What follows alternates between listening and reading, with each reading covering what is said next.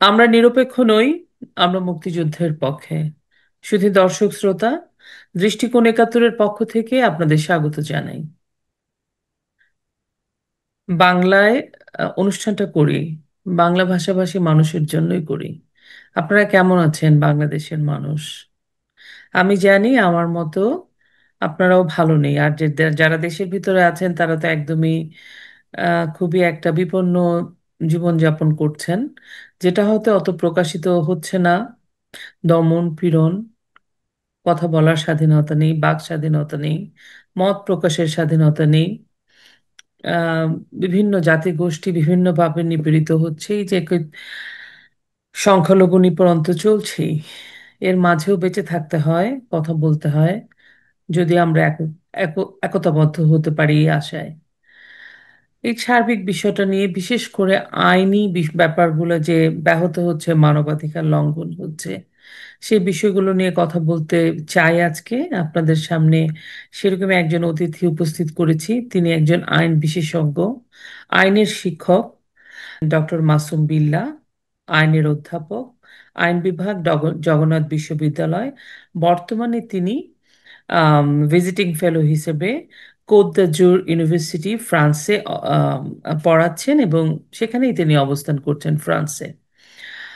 মাসুম ভাই, দৃষ্টিকোণ একাত্তরের পক্ষ থেকে আপনাকে স্বাগত জানাই। আজকেই আপনার সাথে প্রথম আমাদের কথা হচ্ছে।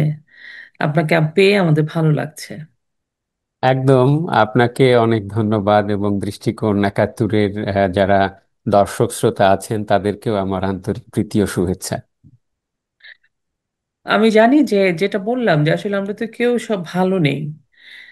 আম, মানুষের যে মানবিক কিছু অধিকার থাকে, মৌলিক অধিকার, মানবিক অধিকার, আম, এটা তো আসলে একটা মানুষের সাংবিধানিক অধিকার।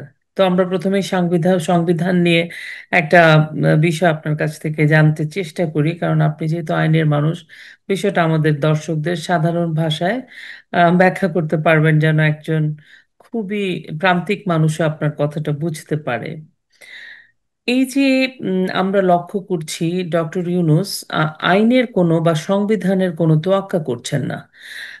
মানুষের আমাদের তো একটা কনস্টিটিউশন আছে, সেই কনস্টিটিউশনের তোয়াক্কা করছেন না, আইনের তোয়াক্কা করছেন না, কোনো কিছুর তোয়াক্কা করছেন না। এই যে লাস্টে কয়েকদিন আগে, 2-4 দিন আগে, মানে 81 বছর বয়স্ক একজন বিচারপতিকে হাতে হাত কড়া পরিয়ে, মাথায় হেলমেট পরিয়ে আটক করা হলো।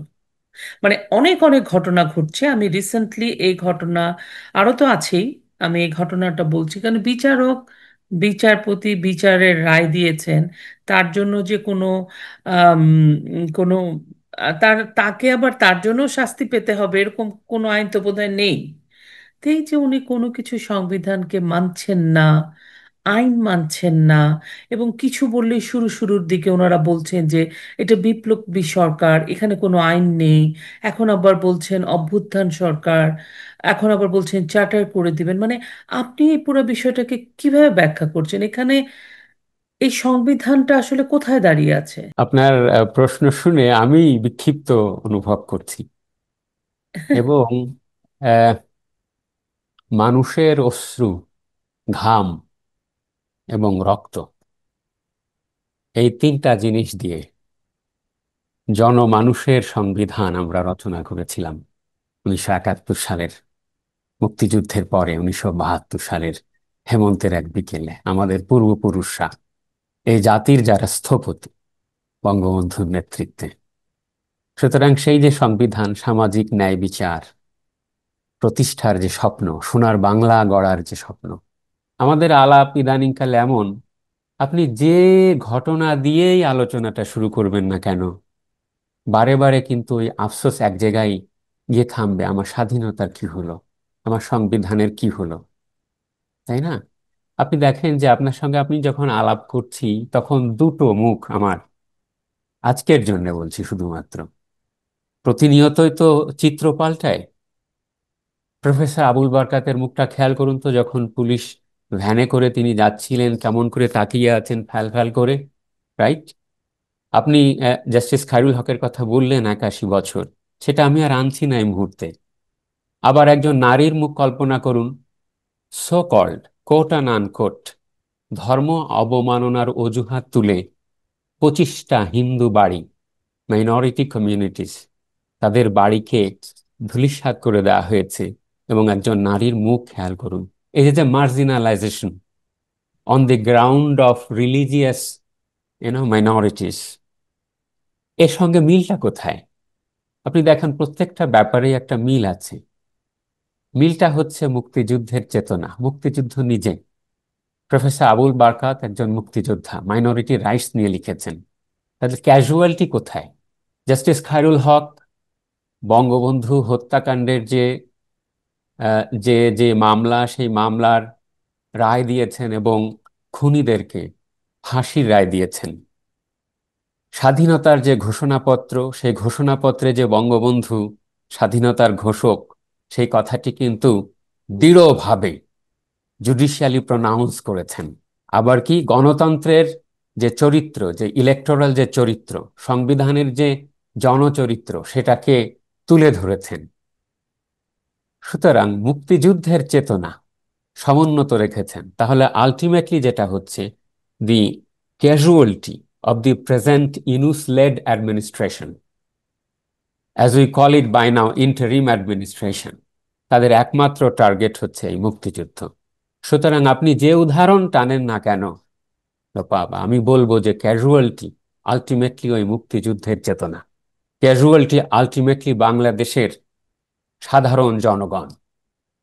এবং আপনি লক্ষ্য করেন, এইটা তো শুধুমাত্র কাদের পারপাস যে সার্ভ করছে গভর্নমেন্ট, মাঝে মাঝে কনফিউজড হয়ে যায়। একদিন দেখবেন যে জামাত ইসলামকে সার্ভ করছে, কিন্তু ওই জামাত ইসলাম গ্রুপ বা মৌলবাদীদের টার্গেটকে প্রফেসর আবুল বারকাত, তারা জানে এই লোকটার মেধা দিয়েই 2009 সালে দিন বদলের সনদ রচিত হয়েছিল এবং বাংলাদেশের অর্থনৈতিক মুক্তির সনদ রচিত হয়েছিল। সুতরাং একজন ব্যক্তিকে যদি আমাকে টার্গেট করতে হয়, তাহলে প্রফেসর বারকাতকে আগে তার কণ্ঠটা রুদ্ধ করতে হবে। তাহলে you have serve the purpose of the religious extremist groups, namely Jamaat Islam. এটা তো একটা গেল। আর একটা কি আপনি টার্গেট করলেন? ঠিক আছে, এবার তাহলে জাস্টিস খায়রুল হককে টার্গেট করো। এই জাস্টিস খায়রুল হককে টার্গেট করছেন আবার কে? আমি একটা এখানে ব্যক্তিগত স্মৃতিচারণ আপনাকে এই সুযোগে স্মরণ করিয়ে দিই।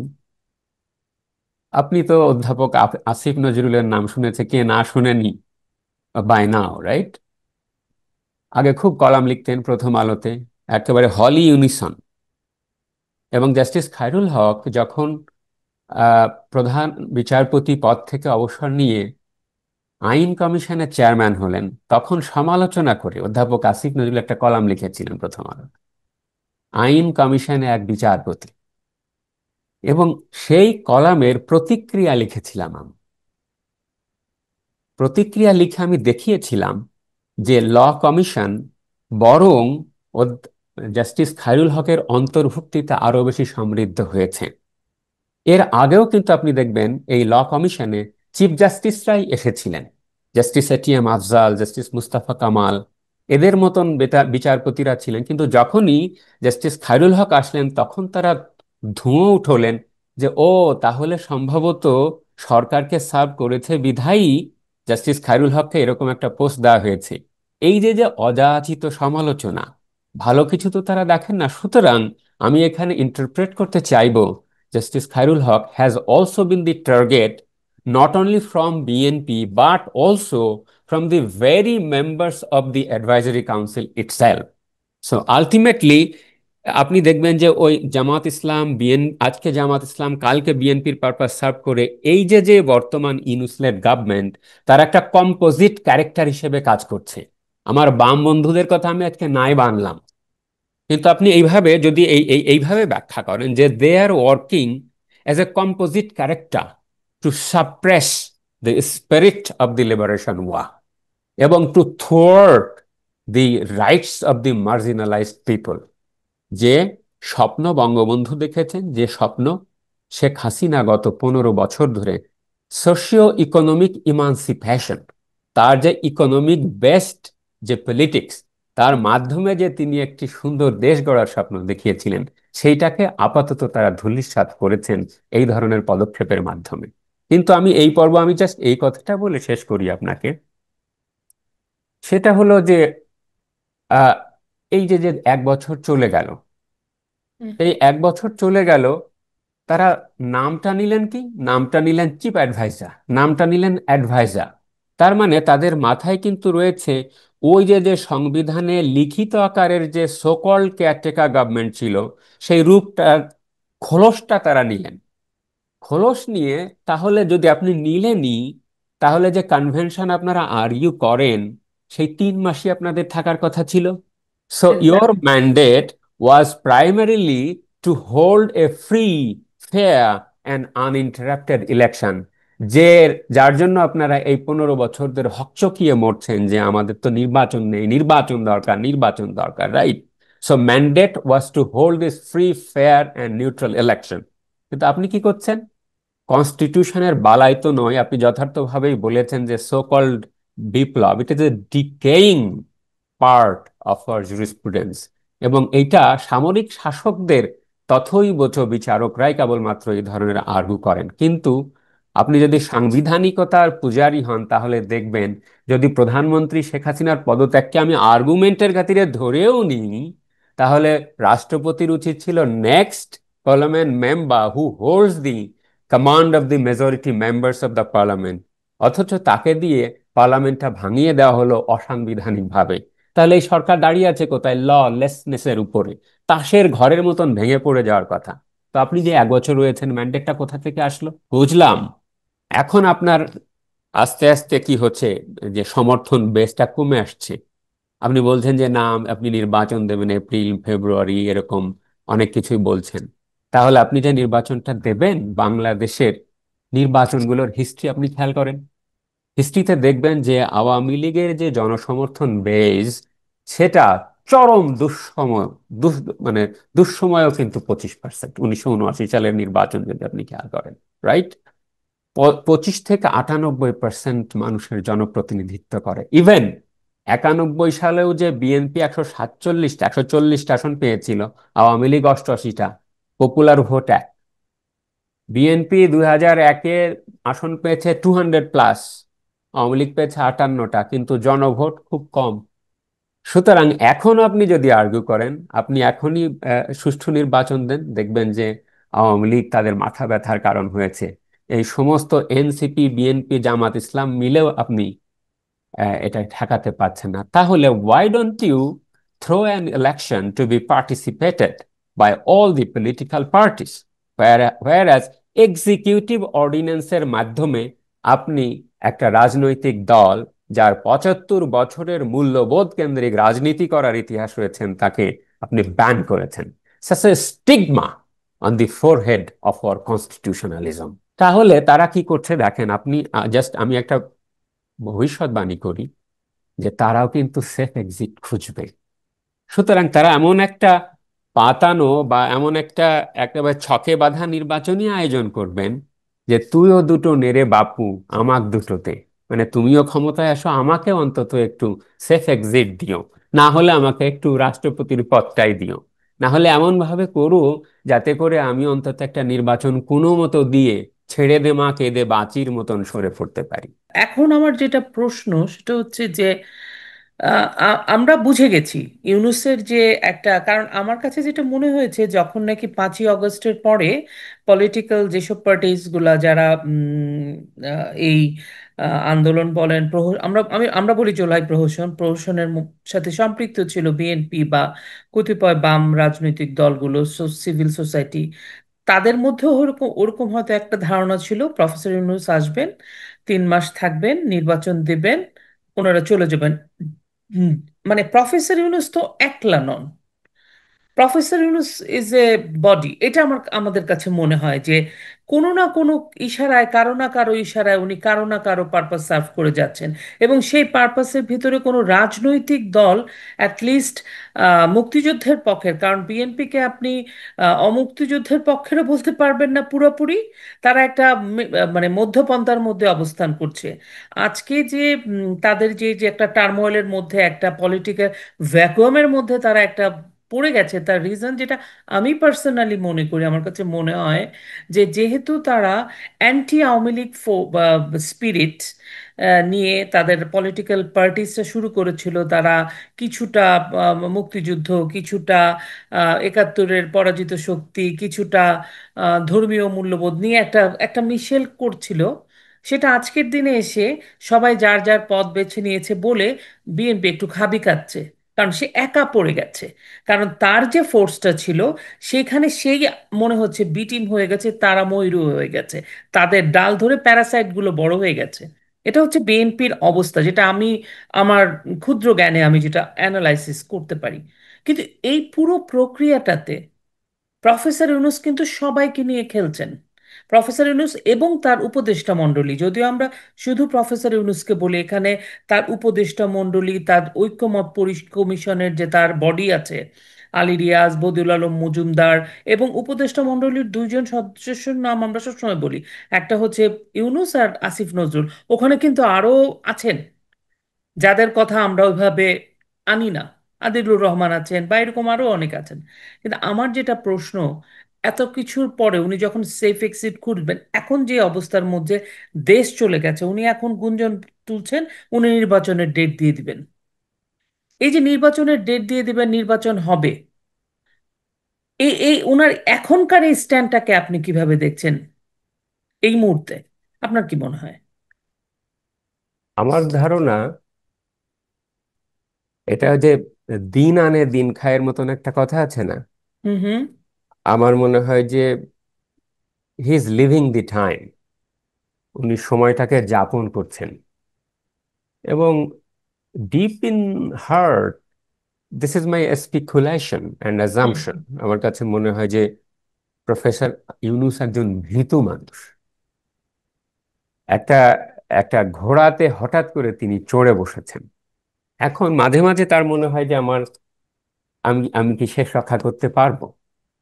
আপনি দেখবেন যে একবার পদত্যাগের কিন্তু একটা কথা উঠলো, ওটা তো এবং বোধহয় সেখান থেকে ইমোশনাল আবার ব্ল্যাকমেল ছিল তার আশেপাশের এ- লোকদের। একদম ছিল।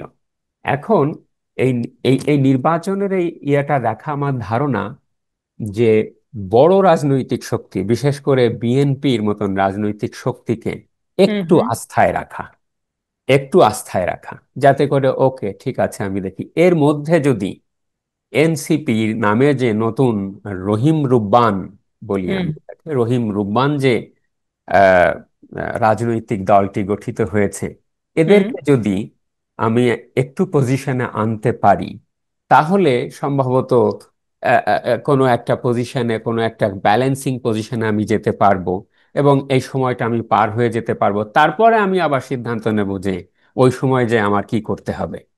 So this is a pillow passing, this is a musical musical chair sitting, যে as you go you will decide. এইটা তো। এখন লক্ষ্য করেন যে এই যে যে so called revolution, so called বিপ্লব, এর পোস্ট ক্যাজুয়ালিটি গুলোন কি কি। এই পোস্ট ক্যাজুয়ালিটি গুলোনের মধ্যে সবচেয়ে যে বড় চরিত্র আমার কাছে ধরা পড়ে, সেটা হুম, হচ্ছে হুম, ললেসনেস, বিজনেস। আইনহীনতা। হুম, আর একটা হচ্ছে ঘৃণার পরিবেশ তৈরি হওয়া, হ্যাঁ, অ্যান এনভায়রনমেন্ট অফ হ্যাট্রেড। আর একটি কি, আর একটা হচ্ছে ফুল অফ কন্ট্রাডিকশন। কন্ট্রাডিকশনটা কি, যে এইটা কনফিউশন তৈরি করে যে এই মানুষটাকে আমি যা হিসেবে চিনতাম এতদিন, এখন তো আমি মেলাতে পারছি না।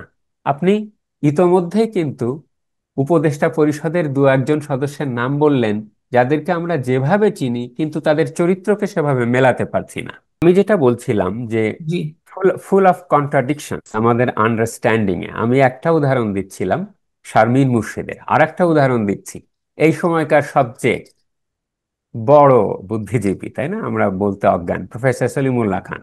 আপনার মনে থাকবে শাহবাগ আন্দোলনে কিন্তু তিনি সমর্থনই করেছেন, জি, এমনকি সেই সময়ের সর্বজন পত্রিকা সেখানেও লেখালেখি করেছেন, তাই না। কিন্তু পরবর্তীতে যখন আবার হেফাজতের সঙ্গে সরকারের একটা আন্ডারস্ট্যান্ডিং হলো, বিশেষত কওমি মাদ্রাসার স্বীকৃতি প্রশ্নে, এবং I can easily recall professor Khan unequivocally supported the stand of Sheikh Hasina. এমনকি তিনি এই গত 10-15 বছরে অনেক বক্তব্য বক্তৃতায় দিয়েছেন টেলিভিশনে, যেটা শেখ হাসিনা রেজিমের পক্ষে যায়। সরাসরি পক্ষে না গেলেও তার রাজনৈতিক বেনিফিটটা সরকার পায়। অথচ আপনি তার বক্তব্য এখন খেয়াল করুন না কেন, আস্তে আস্তে তার ভাষার মানটা খেয়াল করুন না কেন, এমনকি ইদানিং কালে তিনি যে শব্দ চয়ন করছেন, যে বাক্য চয়ন করছেন, আমি তো অবাক হয়ে যাই যে is it from Salimullah Khan mouth.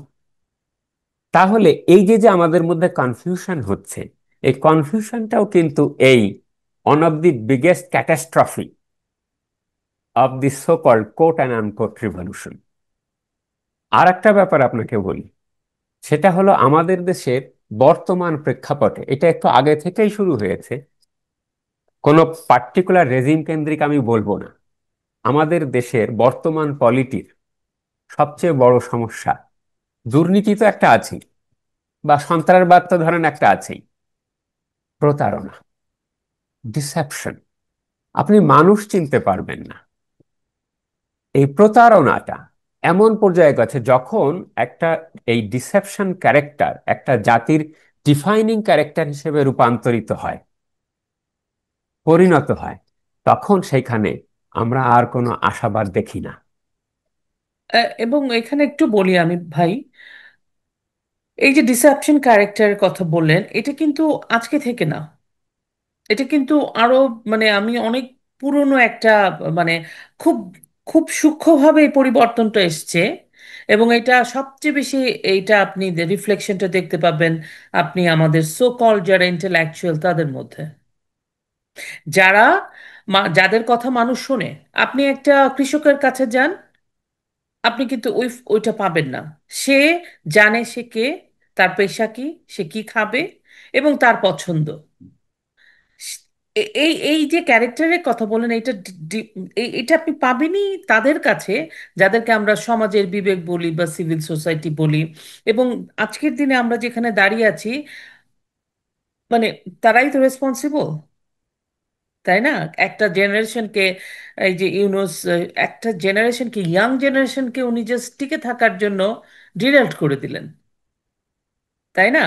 তাদেরকে স্কুল থেকে একটা আম, মানে চাঁদাবাজ, মববাজ নামে, নানা নামে আমরা তখন এই জেনজি, আমাদের প্রিয় তরুণ প্রজন্ম যারা আমাদের ভবিষ্যৎ, তাদেরকে আমরা অভিহিত করি। আমি অ্যাজ এ মাদার, আমার খুব কষ্ট হয়, আমি এটা চাই না। কিন্তু উনি জাস্ট টিকে থাকার জন্য এই গ্রুপ অফ পিপল, সবাই সিভিল সোসাইটি, আপনি দেখেন এখানে কোনো কৃষক আছে? নই, নাই। বঙ্গবন্ধু সেই যে 71-এ বলেছেন তোদের মুক্তিযুদ্ধ হয়ে গেছে, অস্ত্র জমা দিয়ে যার যার কাছে ফিরে যা, ওরা কিন্তু অস্ত্র জমা দিয়ে চলে গেছে। তারপরে এই লোকগুলার হাতে ক্ষমতাটা চলে গেছে। টিল নাও আমরা খুব আপ্লুত হয়ে যাই। আমরা, মানে আমরা সিভিল সোসাইটি, আমরা এই সেই। আই এম সরি, একটা আপনি আছেন ওইটাতে, আমি একটা আছি। ফ্যালাসি একটা ফ্যালাসি ফ্যালাসি, খেয়াল করেন না, এক্স্যাক্টলি। একটা ফ্যালাসি খেয়াল করেন না। হ্যাঁ, প্রফেসর ইউনুস 3-0 তত্ত্ব, হ্যাঁ, সেটা এক্স্যাক্টলি। হ্যাঁ, সেটা নিয়েও তো কথা হচ্ছে যে 3-0, যে দারিদ্রকে তিনি জাদুঘরে পাঠাবেন। একটা কথা তিনি প্রায়ই বলেন এবং তার বক্তৃতায়ও বিভিন্ন জায়গায় দেখেন, সেটা হচ্ছে বলেন যে ঋণ পাওয়া মানুষের জন্মগত অধিকার, মানবাধিকার। আমি আইনের ছাত্র, ওই universal declaration of human rights, UDHR বলি আমরা, হুম, বা ধরেন ওই 1966 সালের international covenant on civil and political rights, হয়েছে। আইসিসিপিআর বলি, বা আইসিএসসিআর বলি, বা যে কোনো ধরনের মানবাধিকার দলিল বলেন, সেখানে পৃথিবীর সমস্ত মানুষ সমস্ত যুগে লিখেছে ঋণ মুক্ত হওয়া হচ্ছে মানুষের মানবাধিকার, মানুষের মানবাধিকার। তাই না, from the classes of exploitation. Whereas this theoretician, this magician, quote and unquote, is telling that ঋণ আবদ্ধ হওয়া মানুষের অধিকার। সো এখানে এই এই তাত্ত্বিক ফ্যালাসির উপরে নির্ভর করে একজন মানুষ যখন রাষ্ট্রীয় ক্ষমতায় অধিষ্ঠিত হয়, বোঝা যায় তার হাতে রাষ্ট্রীয় দর্শন কিরকম পরিমাণ অনিরাপদ আছে। আম, ধন্যবাদ ভাই। আমি একটা জিনিস আপনাকে পড়ে শোনাই, তারপরে আমি প্রশ্নটাতে যাব। তো আমি ওই যে আমি চিফ অ্যাডভাইজারের একটা পেজ আছে, Facebook page, GOB, chief adviser of government of Bangladesh. সেখানে উনি একটা ছবি দিয়েছেন, জুলাই স্মরণ অনুষ্ঠান করবেন ওনারা, সেখানে জাতিসংঘের তথ্য উপাত্ত মানে ওনারা উদযাপন করবেন, বই মেলার মতো করবেন, সব কিছু করবেন।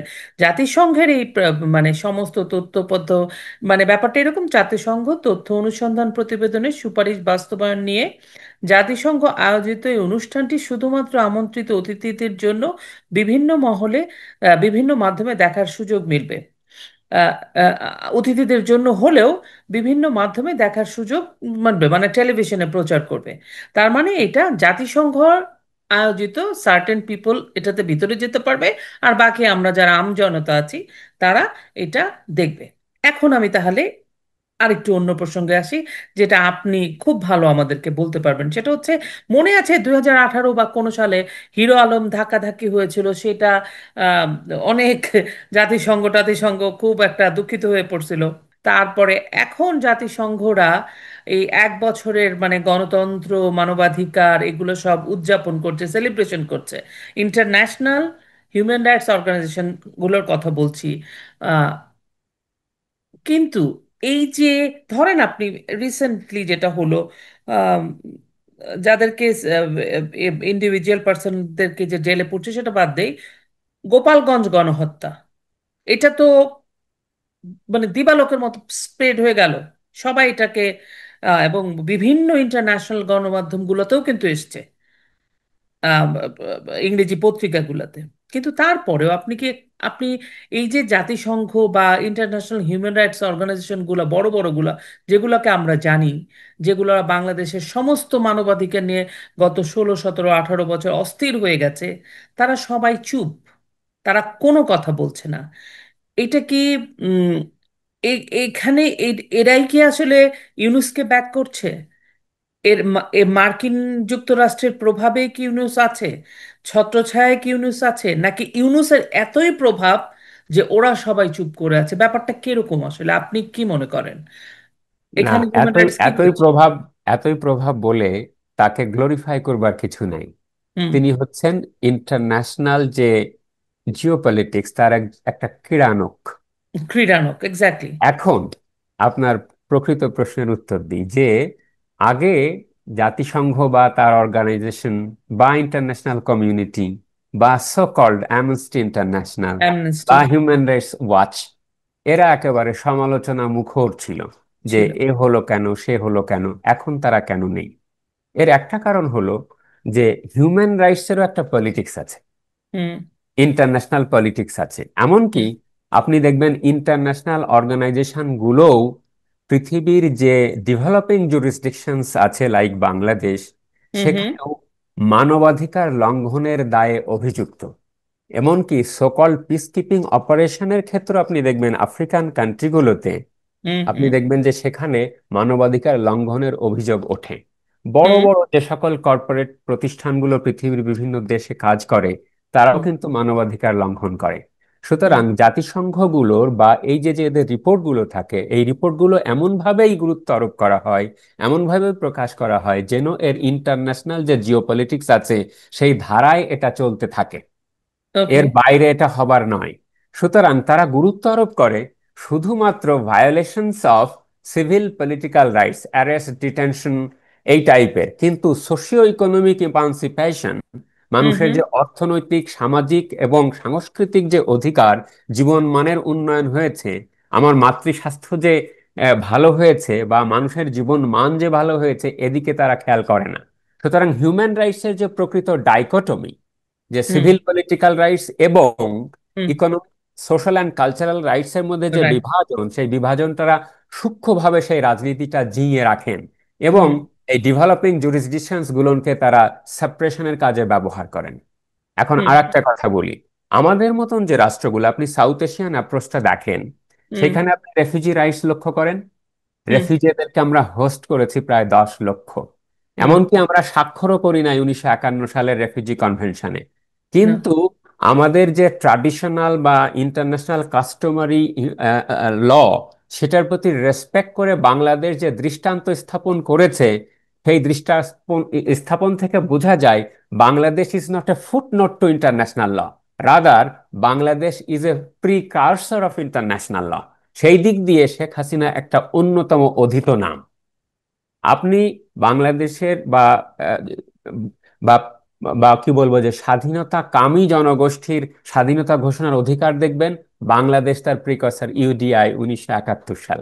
আপনি সমুদ্র আইনের নাম করবেন, Bangladesh peaceful settlement of international disputes কেমন করে করতে হয় এবং প্রতিবেশীদের কাছ থেকে কিভাবে আপনার এই যে যে অসম গভর্নেন্স করে সর্বোচ্চ আপনার কোঅপারেশন লেভেলের একটা ডেভেলপমেন্টাল ইকোনমি তৈরি করা যায় তার দৃষ্টান্ত। এই দিক দিয়ে আপনি দেখবেন ইন্টারন্যাশনাল যে অর্গানাইজেশন গুলো এই ধরনের যে মানবাধিকার উন্মেষমূলক কাজ সেগুলো রিকগনিশন করতে ব্যর্থ হয়।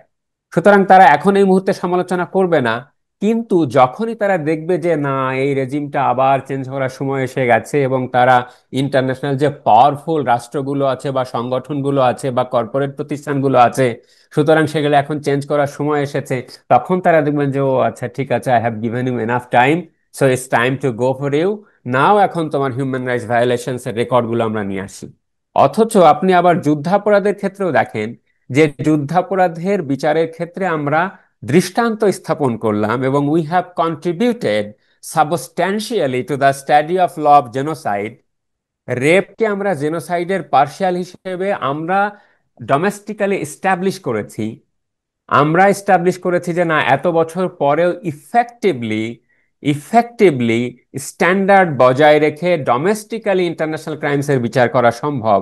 অথচ সেইটাকে তারা এখন মকারি করে আপনার একটা সো কল্ড নতুন একটা ট্রাইব্যুনাল স্থাপন করে তারই সেই সেই সেই আগের যে ডিফেন্স ছিল তাকে প্রসিকিউটর করে একটা একটা একটা মক তৈরি করেছে। হোয়ারাজ আপনি ভলকার তুর্কের বক্তব্য লক্ষ্য করেন যে যে ইনভেস্টিগেশন জুলাই আন্দোলনের যে ক্যাজুয়ালিটি বা সহিংসতা হয়েছে সেখানে ভিকটিমদের কোনো বক্তব্য না নিয়ে তদন্ত শেষ করা হয়েছে। So I would say this is also a part of international human rights politics. তার মানে কি দাঁড়ালো? আমরা যে বাংলাদেশে এখন এই যে একটা ভয়াবহ সিচুয়েশনের মধ্যে আসছি, ইন্টারন্যাশনালি যারা ভীষণভাবে ইনফ্লুয়েন্সিয়াল, তারা যতদিন না বুঝবে, বা তারা যতদিন না বুঝতে তো পারছেনই, তারা যতদিন না চাইবে, তো ইন্টারন্যাশনালি কোনো কিছু পাওয়া বা করার হোপ কি কম, এটা বলছেন? ওয়েল, তদন্তের একটা বিষয় হবে যে whether disproportionate force has been applied by the state machinery. Hmm. অবশ্যই এটা একটা হন, but at the same time এটাও হওয়া দরকার যে একজন প্রেগন্যান্ট মহিলা পুলিশকে কে খুঁচিয়ে খুঁচিয়ে হত্যা করেছিল, and why the state machineries has also been targeted. Otherwise তো আপনার তদন্তটা পরিপূর্ণভাবে শেষ হবে না। না। আর একটা লক্ষ্য করেন যে পোস্ট 5 আগস্ট যে সিনারিও, হুম। তারপরের যে ক্যাজুয়ালিটি তা কিন্তু জুলাইয়ের যে ক্যাজুয়ালিটি হয়েছে তা থেকে কোনো অংশেই কম নয়। নো। এবং তার যে প্রাণ সংখ্যা, শুধু যদি সংখ্যার বিচারেও আপনি লক্ষ্য করেন, তারপরেও আপনি দেখবেন যে এখানে টার্গেটেড পলিটিক্যাল পরিচয় আছে, এমন টার্গেটেড গ্রুপকে করা হয়েছে। হুম। তো যখনই কোনো পলিটিক্যাল গ্রুপকে নির্দিষ্টভাবে টার্গেট করা হয়, তখন কিন্তু সেই হত্যাকাণ্ডের মাত্রিকতা ভিন্ন রূপ নেয়। সুতরাং ওই আপনি ন্যারেটিভে ফেরত আসেন, এখন যেহেতু ন্যারেটিভের জয় জয়াকার, সেই জয় জয়াকারটা এখনো বাজারে রয়েছে। সেই জন্য এই ভায়োলেশনস গুলো এখনো মানুষ সঠিকভাবে উপলব্ধি করতে পারছে না। আমরা যখন একটা আয়নাকে খুব কাছে ধরি না, আমরা তখন আমাদের চেহারাটা দেখতে পাই না, কিন্তু যখন আপনি আয়নাটা মেলে ধরবেন একটু দূরে, তখন প্রকৃত চেহারাটা বুঝতে পারবেন। প্রকৃত স্বরূপটা আপনি এখন কিন্তু আস্তে আস্তে মানুষের কাছে প্রতিভাত হচ্ছে যে ও আচ্ছা, তাহলে এটা এরকম ছিল। আপনি কি কি করছেন যে ও আচ্ছা, আওয়ামী লীগ গণহত্যা শব্দটা বলে আমাদেরকে রাজনৈতিকভাবে ছোট করে দেয়, ঠিক আছে গণহত্যার পরিবর্তে তাহলে জুলাইকে একটা গণহত্যা নাম দিই। অথচ তারা ইন্টারন্যাশনাল ক্রিমিনাল লয়ের ধার ধারে না, নাম্বার ওয়ান। নাম্বার টু, আচ্ছা তারা 71-এর বেনিফিট নাই, ঠিক আছে 24-কেও নতুন একটা স্বাধীনতা বলি। আচ্ছা তারা আমাদেরকে রাজাকার বলে যুগ যুগান্তর ধরে আমাদেরকে উঠতে দিচ্ছে না, ঠিক আছে ওকে আমি ফ্যাসিস্ট বলি। এমন ভাবে আমি বাজারে ছেড়ে দিই যে এই ফ্যাসিস্টের যা আবহ, এর যে মাত্রিকতা তাকে তা যেন রেজোনেটেড হতে থাকে, তা যেন নতুন প্রজন্ম এমনভাবে রক্ত মাংসে ইনক্যালকেটেড হয়ে যায় যাতে করে তারা আর আমাদের ওই রাজাকার ব্যাপারটাকে ধুইয়ে দিতে সক্ষম হয়। বা আমি সংবিধানের কথা বলি, 72-এর চেতনার কথা বলি, সুতরাং আমি নতুন একটা জুলাই চার্টারের কথা বলি। ভাইয়েরা, যেখানে মেধাতাত্ত্বিক ভাবে কখনোই এদের দ্বারা 72 সালের সংবিধানের একটা বাক্যের সমান লেখা সম্ভব নয়, সে মেধা বা সে জনগণের ব্যুৎপত্তিগত রাজনৈতিক যে অভিজ্ঞান এদের থাকা দরকার তা কখনোই নাই। সুতরাং একটা জাতির যে জাতিত্ব, তার যে শেকড়, 2071 সালে বাংলাদেশকে দেখতে পাবার যে আকাঙ্ক্ষা, সেই আকাঙ্ক্ষা কখনোই এই জুলাই সনদ দিতে পারবে না। কিন্তু তারা এটা নিয়ে এসে, কারণ একটার বিপরীতে আর একটা। আম, অনেক ধন্যবাদ ভাই, আমরা একদমই শেষের দিকে চলে এসেছি। আম, আমি এবার একটু আপনি তো খুব আহ, শুধু আইনের মানুষ হলেও আপনি পলিটিক্সটাকে খুব ভালো করে পর্যবেক্ষণ করেন, কারণ কোনোটাই আলাদা একটা একটার সাথে জড়িত, রাষ্ট্র এবং রাজনীতি। আমাদের ছোটবেলায় আমরা রাস্তা দিয়ে হেঁটে গেলে আজানও শুনতাম, শঙ্খের বা ধ্বনিও শুনতাম, আবার হারমোনিয়ামের শব্দও শুনতাম, সবগুলো বন্ধ হয়ে গেল। তো এই যে একটা রাজনৈতিক সংস্কৃতি যে বিকাশটা ব্যাহত হয়েছিল, সবকিছু মিলিয়ে তো আজকের একটা ফলাফল। সেটা ঠিক আছে, কিন্তু আপনার কাছে কি মনে হয় যে এই যে বিরাজনীতিকরণের রাজনীতিতে যে প্রফেসর ইউনূস নেমেছে এবং আওয়ামী লীগকে নির্মূল করার যে চেষ্টা, যেটা নাকি আপনি ধরে নেন, আমার কাছে মনে হয় যে বর্তমানে বাংলাদেশে বোধহয় আওয়ামী লীগ সবচাইতে, আজকের দিনের কথা বলছি আমি, সবচাইতে পপুলার একটা দল। আপনার কি মনে হয় ওনার যে যে রাজনীতিকে বিরাজনীতিকরণের যে রাজনীতি চালাচ্ছেন উনি, এটাকে উনি সফল হবেন, নাকি রাজনীতিবিদরা আসলে পলিটিক্যাল পার্টিস গুলো ঘুরে দাঁড়াতে পারবেন? এবং ইসলামী আচ্ছা। হ্যাঁ, আরেকটা বিষয় আমি অ্যাড করে দিই, সেটাও একটু বলেন। যেমন ধরেন আমরা কি জানতাম ওই যে চরমনাই, তারপরে জামাত, তারপরে আরেকটা কি আছে, হেফাজত, এরা কিন্তু বিভিন্ন ধারার, কেউ দেওবন্দ, কেউ সুফি, কেউ আবার মৌদুদি। এখন ওরা সবাই আলাদা আলাদা ছিল, একত্রিত হয়ে গেল। হ্যাঁ, একত্রিত হয়ে তারা একত্রিত একটা রাজনৈতিক শক্তি, ইসলামিক রাজনৈতিক শক্তি হলো।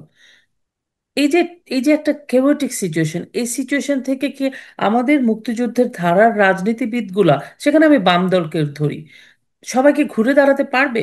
কি মনে হয় আপনার? আচ্ছা, কয়েকটা মন্তব্য করি আপনার প্রশ্নের উত্তরে। নাম্বার ওয়ান, এটা তো ফেসবুক রিভলিউশন, এবং বাংলাদেশটা হওয়ার কথা ছিল পিপলস রিপাবলিক, হ্যাঁ, এখন হয়ে গেছে ফেসবুক রিপাবলিক। রিপাবলিক। ঠিক ভালো আছে। বলছেন এবং এটা। আপনি এলিস এলিস ইন ওয়ান্ডারল্যান্ড জানবেন, যে হ্যাঁ, এলিস তার হ্যাঁ, চোখের জলে ঘরের মধ্যে সেই পানির মধ্যে সাঁতরালো, নিজেই ডুবে যাচ্ছিল। তো বুঝে হচ্ছে বুঝে কি, আমার। আমাদের যে ডিজিটাল রিভলিউশন, যার ফলে নারীর ক্ষমতায়ন হয়েছে, তারুণ্যের ক্ষমতায়ন হয়েছে, কিন্তু তার পাশাপাশি এই যে যে খারাপ একটা দিক, সেটা হচ্ছে এই যে যে নিজের জলেই সাঁতার কাটা, এই নিজের জলে সাঁতার কাটার যে অভিঘাত, এই এই ডিজিটাল ডিজিটাল রিভলিউশনের যে ব্যাড ইম্প্যাক্ট, যে অভিঘাত, সেই অভিঘাতের মূল্য আমাদেরকে দিতে হুম, হচ্ছে। দ্বিতীয় হলো যে আপনি প্রফেসর ইউনূসের কথা বলেছেন, ইউনূসই শেষ নয় কিন্তু। ওই সেই আবু ইসহাকের সেই প্রবন্ধের মতো, ইডার কেমন যুগ, এর সেই বড় যুগ আছে। This is not the end. আপনি প্রফেসর ইউনূস দুদিন পরে চলে গেলেন, কিন্তু তারপরে যখনই আপনি জামাত বিএনপি আবার ওই যে যে একত্রিত হওয়ার কথা বললেন, সেইখানে জনগণের ঐক্যবদ্ধতার কথা আসবে। আওয়ামী লীগ বলে তো নয়। আওয়ামী লীগকে, বাংলাদেশটাকে টিকতে হলে, আওয়ামী লীগকে টিকতে হবে সে কথা আমি বলছি না, কিন্তু আওয়ামী লীগের মূল্যবোধ কেন্দ্রিক যে রাজনীতি, ভ্যালু ল্যাডেন যে প্রিন্সিপল, যে প্রিন্সিপলের ভিত্তিতে বাংলাদেশ রাষ্ট্রের জন্ম হয়েছিল, যার জন্য আমরা 2041 সালকে দেখতে পাবো, যার জন্য 250-কে দেখতে পাবো, যার জন্য 2071 সালকে আমি দেখতে পাবো, সেই রাজনীতি যদি বাঁচতে হয় তাহলে মানুষকে ঐক্যবদ্ধ হতে হবে। United people can never be divided. মানুষ যদি ঐক্যবদ্ধ হয়, তাহলে আপনি, ইতিহাস বলে যে এই ধর্মীয় রাজনীতি কখনোই বাংলাদেশের খেটে খাওয়া মানুষের রাজনীতিকে দাবিয়ে রাখতে পারে নাই। অনেক ধন্যবাদ ভাই। আমি জাস্ট শেষ হয়ে গেছে, আমি একটা জিনিস আপনাকে বলি। আমি আম, যেহেতু এই কাজগুলো করি, আমি অনেক কিছুর সাথে যুক্ত আছি। এটা তো আছে এই চ্যানেলটা। তো এই জন্য আমি বিভিন্ন মানে অভিভাবকদের সাথে এখন কথা বলছি আর কি। তো একজন বাবা খুব মন খারাপ করে বলছে যে কি বলবো, এমনই তাদের ফোনের নেশা যে তরুণরা কি হয়, তরুণরা একটু মেয়েদের সাথে মজা করে, একটু ভালোবাসে, কথা বলে না, ফোনে কথা বলে, বেড়াতে যায় বান্ধবীকে নিয়ে, বন্ধুকে নিয়ে, বলকে ওরা কিচ্ছু করে না, সারাক্ষণ ফোন নিয়ে বসে থাকে। একটা জম্বি হয়ে সারাক্ষণ ফোন নিয়ে বসে থাকে, বলে পাশে দিয়ে একটা সুন্দর মেয়ে চলে গেলে আমরা আগে দেখতাম, সেটাও দেখে না। মানে হুম। কোন লেভেলে বাবা মারা চিন্তা করছে, বলে বই তো ধুলায় পড়েই গেল। তো এই হচ্ছে আমাদের বাংলাদেশের অবস্থা। মিস্টার ইউনুস আমাদেরকে নিয়ে গেলেন, একটা তরুণ প্রজন্মকে জাস্ট হাতিয়ার বানিয়ে ফেললেন উনি টিকে থাকার জন্য। This is unfortunate. এবং উনি নোবেল প্রাইজও পেলেন। তো ভাই, আপনি আমাদেরকে সময় দিয়েছেন, অনেক ভালো লাগলো। আবার আপনার সাথে আমরা চেষ্টা করব টাইম টু টাইম আপনার বিশ্লেষণধর্মী কথা যদি একটু নিয়মিতও করা যায়, তাহলে তো আপনার যদি সময় থাকে তাহলে আরো ভালো, আমরা এটা নিয়ে কথা বলবো। আপনি ভালো থাকেন, সুস্থ থাকেন, এবং আম, আমাদের দর্শকদের জন্য আহ, যেন তারা বুঝতে পারে, চিন্তার খোরাক জোগাতে পারেন আপনি, সেরকম সেরকম ভাবনা নিয়ে বারবার আমাদের মাঝে উপস্থিত হন। সেই জন্য সেটাই কামনা করি। দৃষ্টিকোণ একাত্তরের পক্ষ থেকে আপনাকে কৃতজ্ঞতা জানাই। আপনাকে ধন্যবাদ আমাকে আমন্ত্রণ জানাবার জন্য। দৃষ্টিকোণ একাত্তরের দর্শক শ্রোতাদেরকেও আমার আন্তরিক শুভেচ্ছা জানাচ্ছি। শুধু দর্শক শ্রোতা, আশা করি আমাদের আজকের কথা আপনাদের ভালো লাগলো। আমাদের অতিথির কথা বারবার বলছি, চলুন আমরা দেশটাকে ভালোবাসি, আমরা ঐক্যবদ্ধ হই, এবং আমরা আমাদের বাসার যে যারা গুরুজন আছে, পরিবারের যারা অধিকর্তা আছেন, তারা আপনার বাচ্চাটির দিকে খেয়াল রাখুন। আসলে আপনার ছেলে, আপনার সন্তান, আপনার মেয়ে কি করছে সেগুলো একটু খেয়াল করুন। সে স্কুলটাতে ঠিক মতো যায় কিনা, পড়াশোনা করে কিনা। আর সবচাইতে বড় কথা, আপনারা নিরাপদে থাকবেন, আপনার প্রতিবেশীর দিকে খেয়াল রাখবেন। আপনাদের সাফল্য কামনা করি, আপনাদের সুস্থতা কামনা করি। ভালো থাকবেন। জয় বাংলা, জয় বঙ্গবন্ধু।